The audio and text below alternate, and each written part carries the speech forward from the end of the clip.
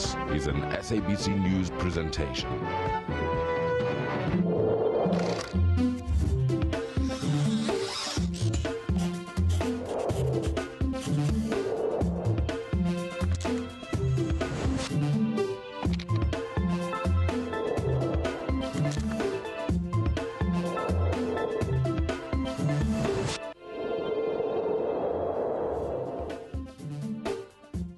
Hello, sanibonani emakhaya nalapho nibukele khona lo hlelo. Welcome to this edition of Yilungelo Lakho. It's all right. We are broadcasting to you on SABC 1 Mzansi for sure. Igama lami Jonathan Lungu. Please note that today's program is a pre-recorded one. Therefore, you will not be able to call our studio number to express your views. Asinikhumbule ukuthi lo hlelo lanamhla sikuqophile. Uma ufisa ukuvakasha luvo lwakho, ungathumela i-email ku-consumer@sabc.co.za noma usivakashele ku-Facebook page yethu lethi Yilungelo. Alternatively, ungathumela i-tweet ku@Yilungelo.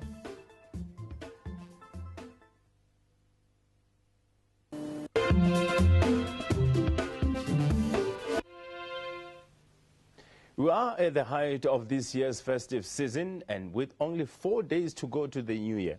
But some of those things that could turn your holiday into a nightmare are still with us. While consumers are enjoying the best of their holidays, scammers are busy finding sophisticated ways to get consumers to part with their hard-earned cash. Among a variety of scams that could turn consumers' holidays into a nightmare are job scams, credit scams, including internet and cell phone banking scams. So, consumers are warned. Scammers understand their victims very well. With the economic times getting tougher by the day, tricksters know that consumers are desperate for jobs, more cash, gifts and prizes. So this time of the year, they will be all out to rip off unsuspecting consumers. Some of those scams that are doing the rounds are bank card scams, phishing, hoax, emails and SMSs. But most consumers may be hit by ATM fraud and SIM swap fraud, where fraudsters have your cell phone number. With that, they get a mobile SIM replacement with your number.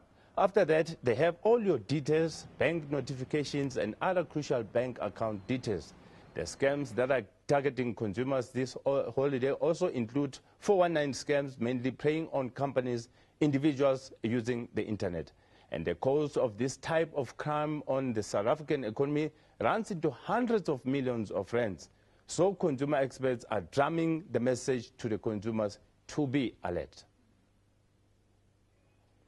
Well, kanti nasingena kule nkulumo yethu yalomuhla lebuke inkohlakalo, corruption, ifraud, ukukhwabanisa kanye naleti indlela leti senjiswa tigebengu ukuthatha imali yakho.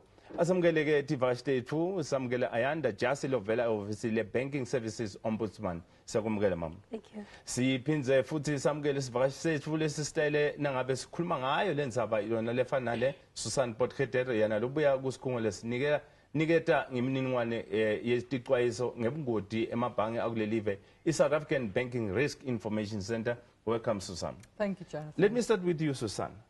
Are we up to the game? You know, the reality is that fraud is still rife.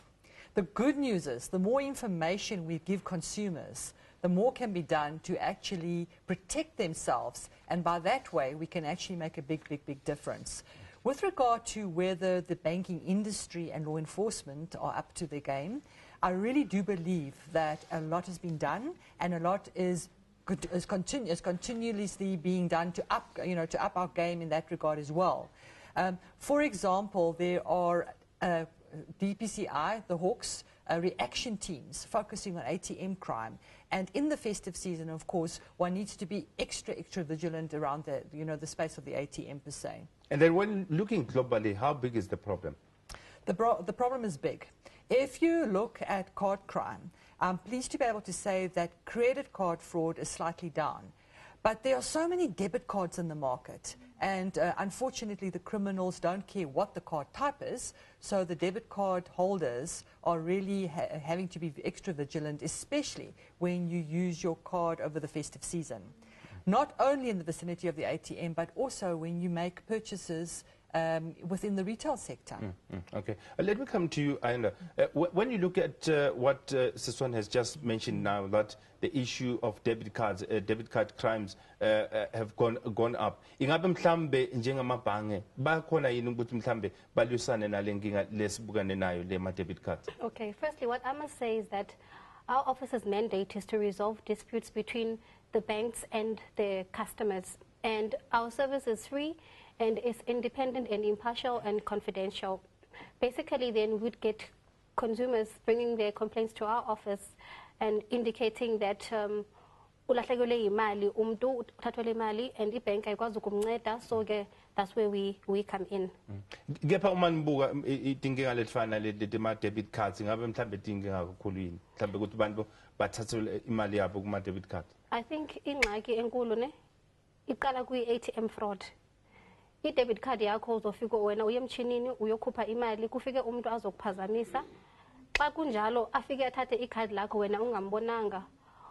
And then ke kanjalo you lose your money because uzobe ufake i-pin yakho wena ku-ATM. Abantu abafihle xa fika ku-ATM umuntu ufika afake i-pin yakhe engaqwalaselanga uba ngubani omjongileyo. So I think the problem comes in, that's when people lose money through their debit cards. So lokushoko Ayanda ukuthi inkinga ikithi we as consumers we maybe, can I say maybe we are not aware of these things? I think abantu are too trusting. Or careful enough. I think people are too trusting.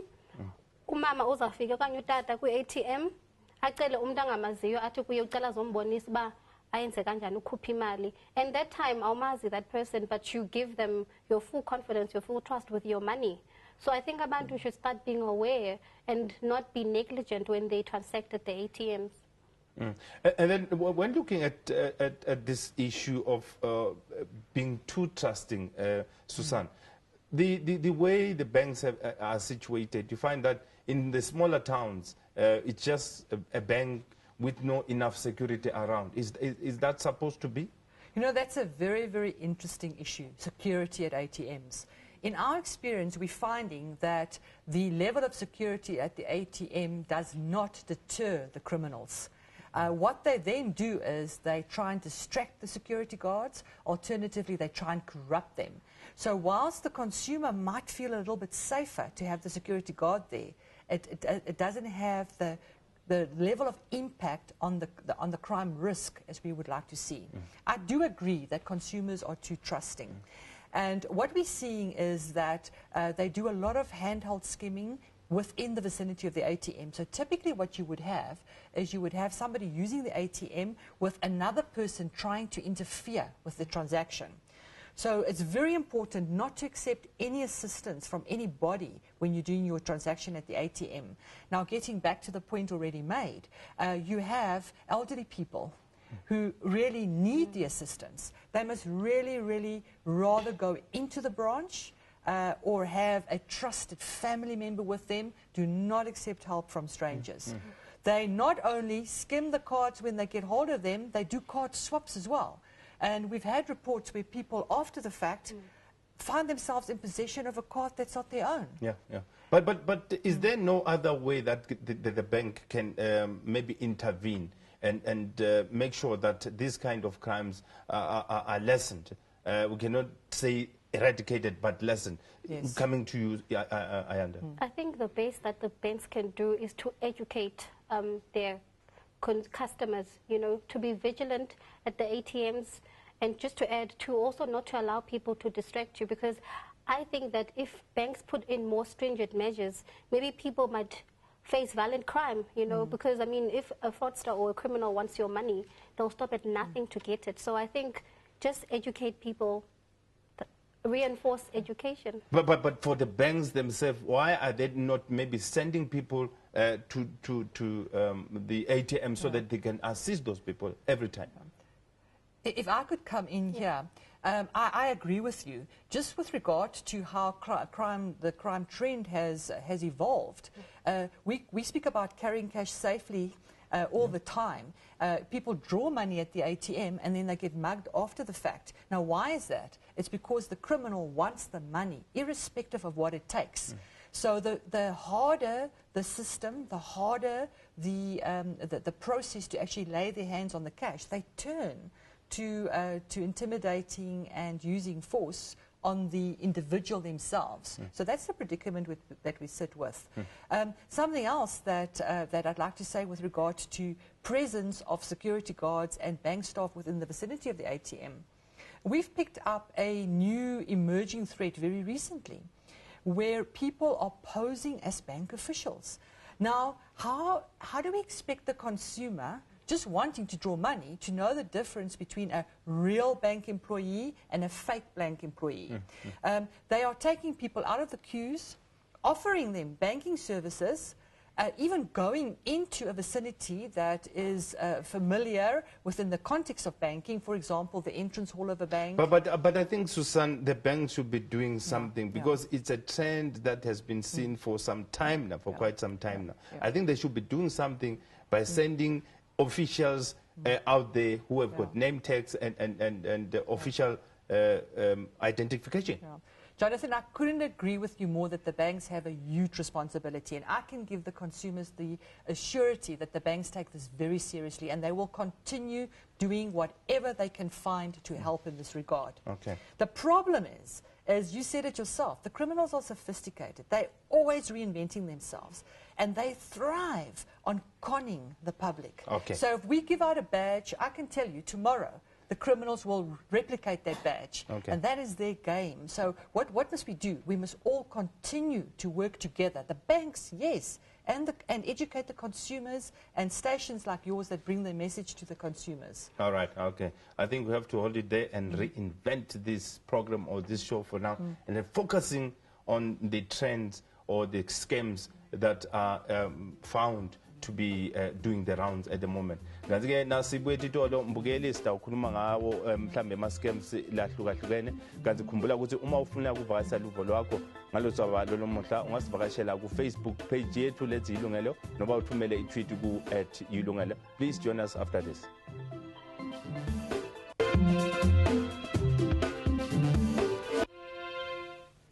Siphinde sinamukele babukeli usabukele lihlelo lakho lolukwathisa ngamalungelo akho ilungelo lakho. It's alright. Ngiyathi ukuthi labanye babukeli bajwayele ukuthi ngalesikhathi badonsa ucingo bese bashayela bafuna ukubuta nobe kuphawula ngaleso sihloko. Kodwa ke lo hlelo lwalomhla sicophele ngako ke angeke sikwathi ukuthi sithathe ucingo loluvela kuwe mbukeli. Kepha lenye indlela yokuthi uchumane nathi lapha sitawukhona ukuthumela nobe ngabe nguphi umbuto kulabo labanelwati ngalodzaba. Ungasithumela i-email ku-consumer@sabc.co.za noma usivakashele ku-Facebook page yethu Yilungelo Lakho noma i-tweet @Yilungelo. Let me just recap on what we have discussed earlier on for those who didn't maybe manage to follow us. You said that the issue of staff, banking staff, it's a problem because fraudsters or scammers are also ahead. They can get hold of these tags and official banking cards. How so? They might not get hold of the original, but Jonathan, they will imitate it. In my experience, every time we communicate to educate consumers, they listen. They're listening now. And what they then do is, they then just tweak the scam or up their game so as to confuse the public. They do it all the time. If we say that there is a scam out there with fraudulent letters coming from one of the big corporates and I use a corporate's name, tomorrow there'll be another corporate's name. So they're keeping their ear on the ground and they thrive on tricking people, unsuspecting consumers out there, because that's the only way that they can actually get their hands on the money. You must remember that banks invest a lot in technology. Bank processes are world-class. The South African banking system is at international levels. We don't have a third world banking system. So who do they have to target? They target the unsuspecting victim. And this is why when we speak about internet fraud, it's so important that people understand that criminals expect you not to know these things. So they expect you to have lesser security. They expect you to be innocent. But anyway, the fraudsters are not only focusing on the illiterate. No. They even if you are much more educated, you are also a target. Yes. They hope that you're going to be distracted. They hope you're in the festive season mood and you're having a holiday and you let your guard down a little bit. Just a little thing. Do we treat our cards as cash? Do we? We don't. We think of it as just a bank card. Do we really take care to make sure that when we hand over our card to somebody to make a payment, that they don't have the time to read the card? But Ayanda, the public, are they maybe, do they respond to the education that you are offering to them? We would hope that they do, because the banks, I know that they send out SMS campaigns. There's warnings on the website to tell you that there are these type of scams going around and that you should be aware, you know. And just to add to what you were saying, Jonathan, about that it's not only illiterate people who are being targeted. I can just add that online banking fraud, I mean, it's people who have money who get scammed, like hundreds of thousands, not just, you know, little money. So it's okay, we'll come to to the issue of online banking and ATM and also job scams. But let's look at the safety at the petrol or fuel stations where there are ATMs. How safety are those ATMs? Okay. The location of the ATM most certainly is an issue. I would recommend to consumers not to use ATMs that are in remote areas, standalone ATMs, especially late at night when you don't, you know, when there aren't other people in the vicinity. So that's an important thing. With regard to petrol stations, there's always life, there's always somebody around. The golden rule is, if you're not feeling safe, don't do it. It's as simple as that. Another very important tip, Jonathan, is that whenever somebody does use the ATM, cover the hand that's typing in the PIN, cover it with the other hand. Because remember, the criminals want the card or the card data, but they need the PIN number to release the money. So even if they steal your card or they skim your card, if they don't have the PIN, there's very little they can do with it. Okay, we'll come to safety precautions, but are there no cameras there to watch the activities, what is happening? Okay. Some banks have cameras, some banks don't have cameras. Why not so? Because a camera is not a deterrent. I can show you footage. I have, in our office, we have access to thousands of photos coming from ATMs of criminals who do ATM fraud. They look at the camera. It's not a deterrent. From an investigation perspective, it's a very, very useful piece of evidence. But it doesn't deter them. They put on caps, and the cap will be like this, so they hide their faces. Some of them don't have caps. They actually look at the camera. But the cameras might not be a deterrent for the fraudsters, but to the law enforcement, I think that should be a lead for them. But you look at other cases that recently happened or happened a few years ago. Some of those people have not been arrested up until now, but their face, they can see their faces. Why so? Okay. There's a lot that's being done with the available footage. Within the SABC family, we have work groups focusing on different crime types. We work very closely with law enforcement, inclusive of the prosecuting agency, as well as the bank officials. And what we have is, we have footage that's been analyzed, and we look to see who are the regulars, because these people are generally repeat offenders. And there have been successes, Jonathan, where people have been identified. But there's hordes of footage where we don't know who this person is. Because of the angle of the cap, or because they're not repeat offenders. Okay, now I'm changing the angle. I'm coming to Ayanda.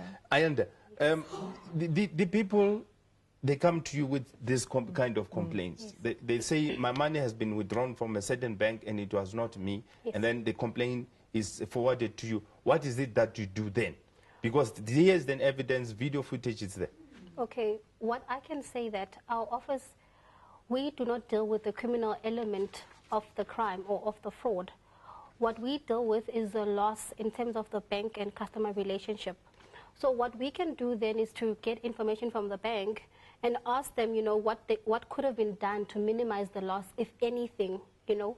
So we don't really do investigations, you know, what the police would do. We try and just help maybe minimize the loss for the customer. And then how does that help me as a consumer? It will help you because then you'll have your money back, or you'll get a refund back into your account. Then as opposed to you losing 1,000 rand, you might get maybe 500 rands back, depending on what, based on what we see from the bank, because everything that we look at is documentary evidence and everything is on merit. So we'll look at your case and see what could have been done to prevent your loss, if anything, and if money is due back to you, then we'll make sure that we try get that money back to you. Okay, I think we'll have to hold it there. Asithi kuphinza sijike titolo, please join us after this ad break.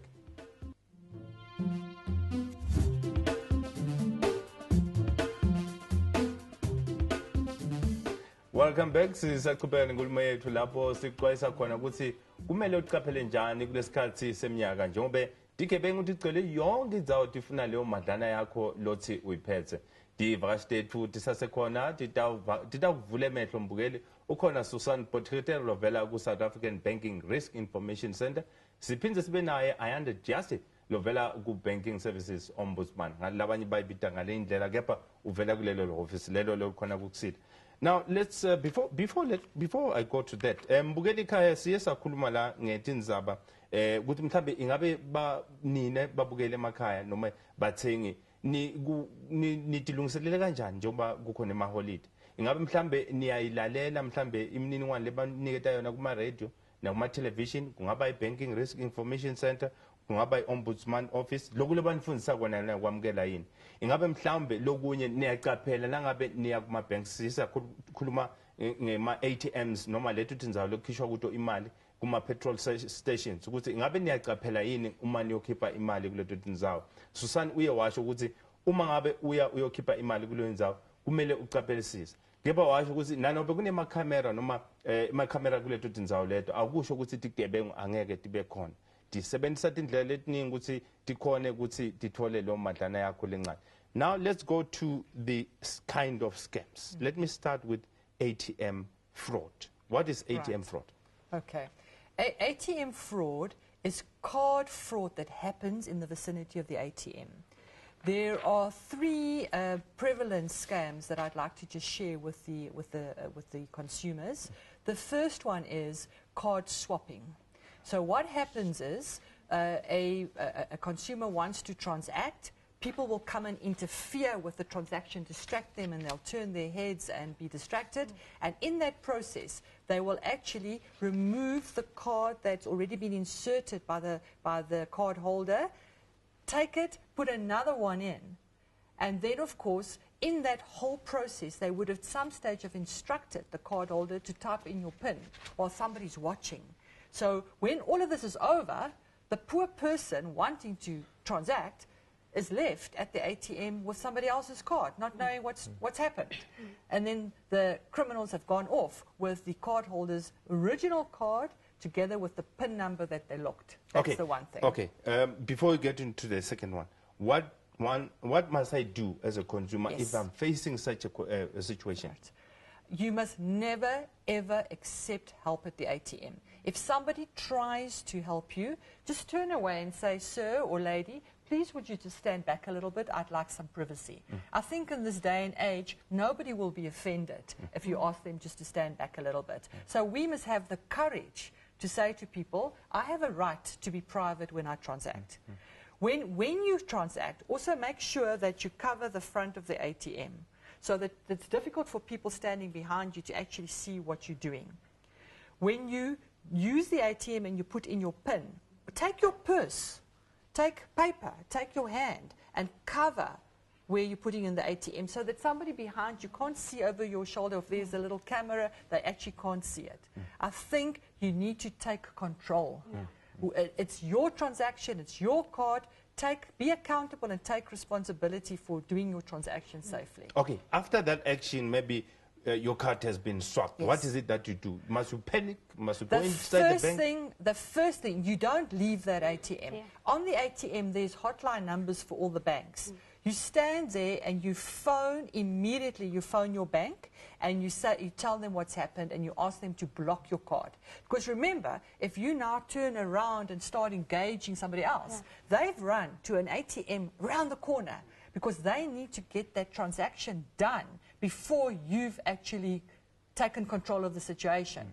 So they will not go home or do something else. They will run to an ATM, and whilst you're talking on the phone, they'll even try and get the money out. So you've got to report it immediately and get a reference number.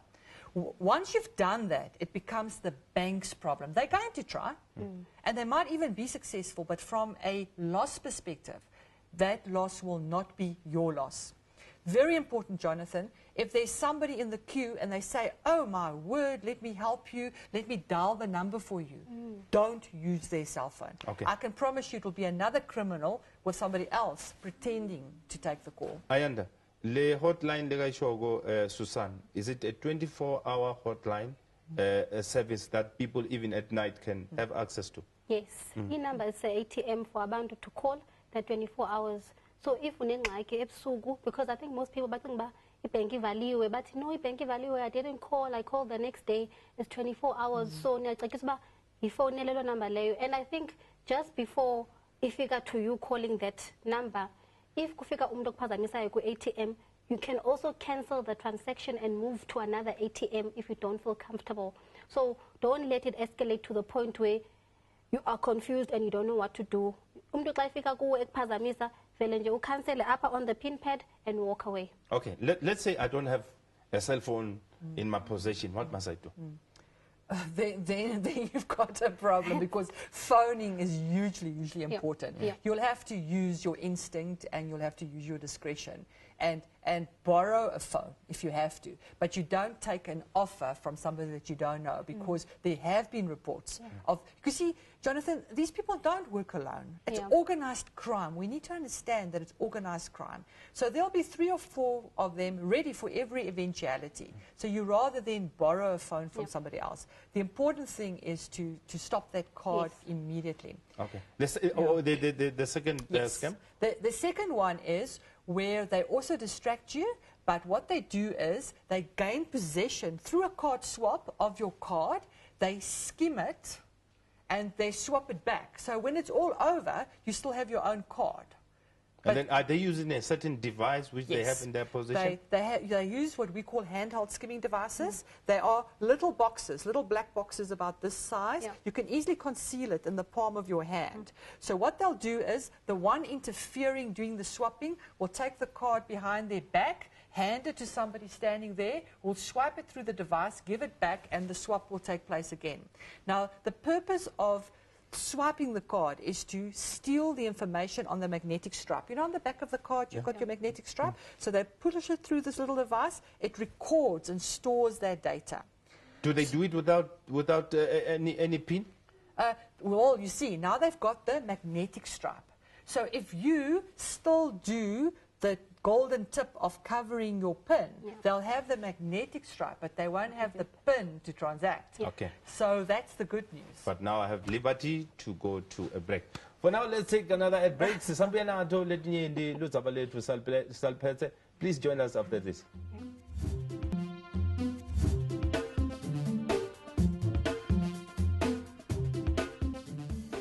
Welcome back to Yilungelo Lakho. It's all right. We continue with our conversation on the risk many consumers face during this time of the year. It's either in or outside the bank when doing their shopping or when they do some of their transactions online or mobile banking. Let's now focus on SIM swapping. What is SIM swapping fraud? Jonathan, for me to answer that, I just need to talk you through the chain of events when when an internet banking fraud happens. The criminal needs a couple of things. First and foremost, they need to know how they're going to get the money out of the bank system. So they take control of, we call it beneficiary accounts. That's the accounts where the money lands. So that's the one leg. The other leg is they need to steal the victim's information, being the password and username and the credentials to actually log onto the online banking platform. Generally, they use phishing spam that they send out very, very widely, and then people innocently respond to the phishing mails, and that's how they get the credentials. Okay. I think we'll get into the phishing one, but let's Let me get to the SIM swap. Yeah. Okay. Let's focus on the SIM swap because many of the people have been victims of that. Okay.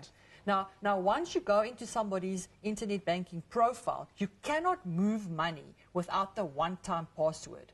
So the criminal then does a SIM swap to get the one-time password to actually move the money. So it's part of this whole cycle of activities for a successful internet banking fraud. Now, they need to know what your cell phone number is. Sorry to interject. Is it not maybe isolated? It's not isolated. It's part of the internet banking fraud. The consumer really enjoys getting communication from their bank on their mobile phone because it's convenient. So the criminal then needs to get access to those communications to make the fraud successful. So if you are registered, for example, for SMS messaging in the context of ATM or card usage, that message also goes to your cell phone. Now, your one-time password for internet banking goes to your cell phone. So what they do is they then get hold of your cell phone number through phishing or any other way, and then they pretend to be you and approach your cell phone service provider and tell them a story which then encourages them to give you another SIM card based on the same telephone number. Your SIM card in your possession gets cut off. They now have the SIM card on which that number is activated. They then line up the interbank transaction. The one-time password, which is your security, then goes to the criminal, he types it in, and the money moves. That's why they do SIM swaps. And then ayanda mhlambe kutholakala ukuthi isimo singaleyo ndlela yini mhlambe I-approach yami kini njengemthengi nguyiphi ke?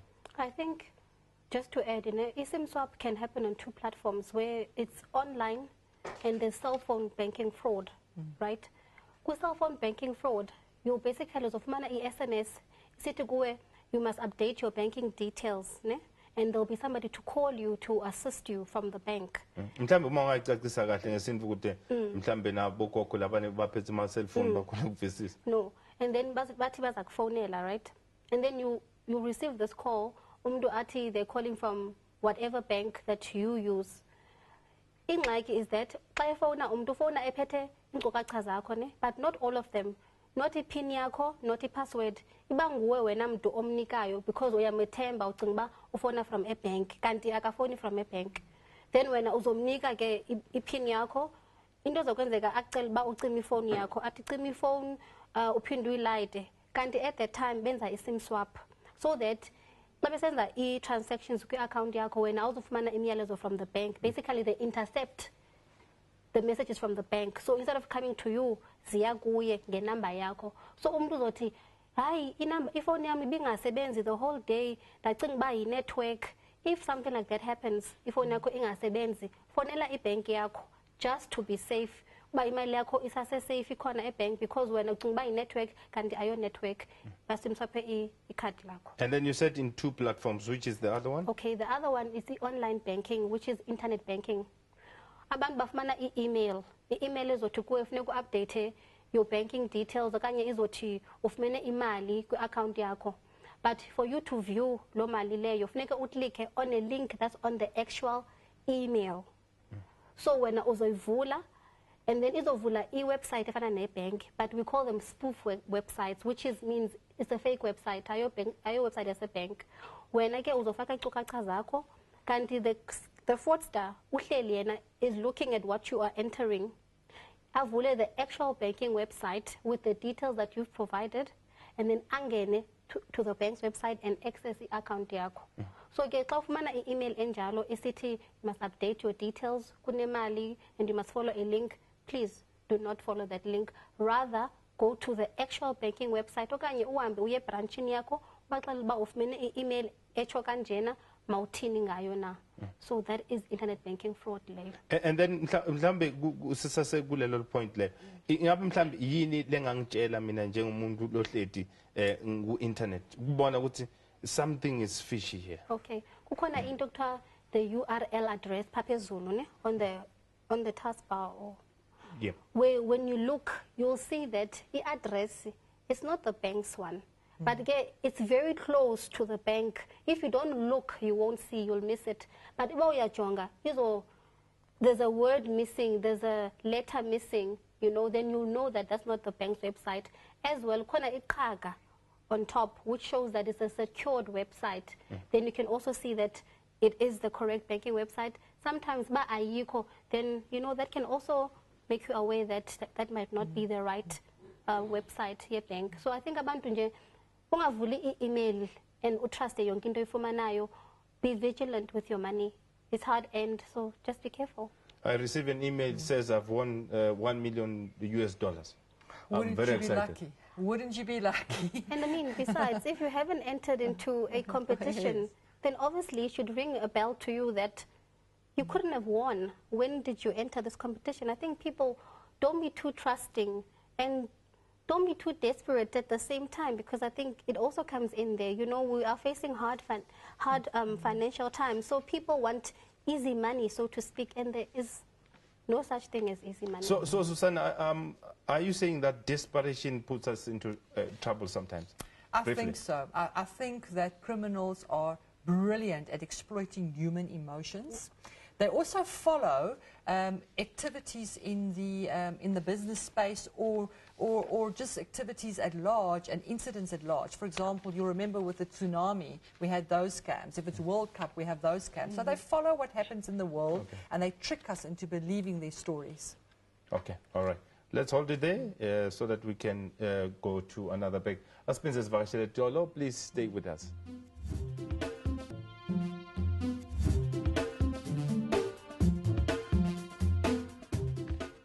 Welcome back. Sisaqhubeka nenkulumo yethu ngema-scams, i-fraud nobe indlela ezisetshenziswa igebengu kunjonjani nobe kuthatha imali yakho lesebhange.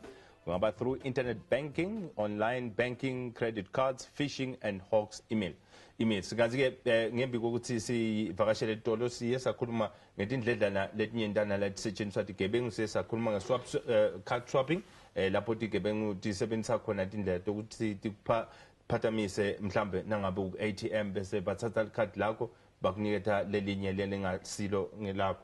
And then lokunye lesiye sakhuluma ngako siye sakhuluma nge-swim swapping. Lokho ke kulichungechunge mhlambe akusiyinto leyenteka mhlambe ukuthi i-swim swapping yenteka mhlambe iyodwa, kepha ihambisana nabo online banking lapho bakuheha khona ngetindlela letinyenti ukuthi mhlambe ufake imininingwane yakho kuleyo internet banking or online banking ukuthi bathole lo mniningwane bese bayisebenzisa ekutheni bathathe imali yakho.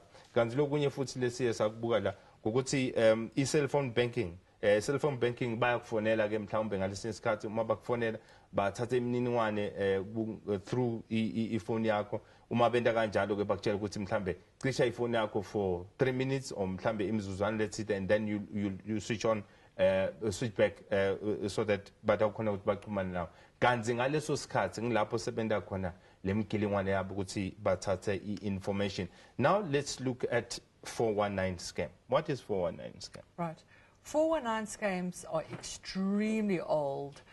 In the early days, people used to write letters, and you'd get this bogus letter in the mail saying that your long-lost relative has passed away and you're now inheriting a large amount of money.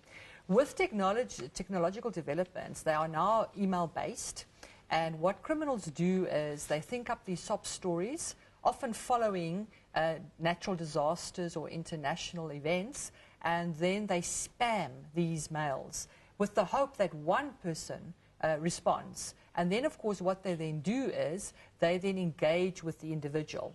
And the whole idea is to trick them into paying away some of their own money up front with the hope of getting lots and lots of cash at the end of the day. And that is technically, it's called advanced fee fraud.